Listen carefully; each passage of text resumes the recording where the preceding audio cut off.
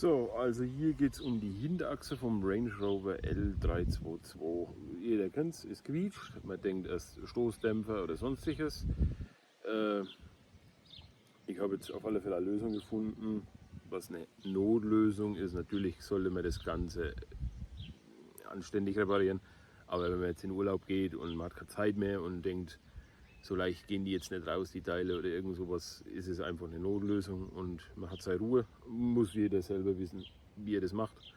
Und ich zeige jetzt euch mal kurz, wie das Ganze funktioniert. Ihr braucht auf alle am besten eine Taschenlampe, dann eine Spritze und ganz normales Motorenöl. So, dann gehen wir mal drunter.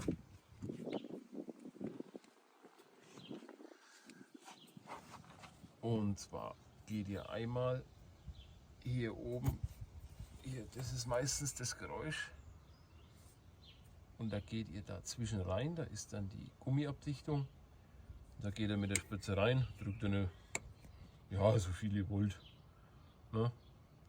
Aber erstmal langsam reinstechen, nicht dass die Spritze gleich kaputt geht, aber die hält schon ein bisschen was aus. Und dann haben wir genauso diese Stelle hier unten. Mal schauen, ob ich da besser rein kann. Also im Endeffekt geht er dann hier dazwischen.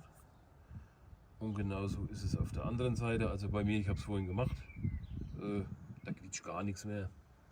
Wie schon gesagt, ich denke, das kann man ein-, zweimal machen, bis wieder quietscht, aber dann sollte man das auch wirklich wechseln.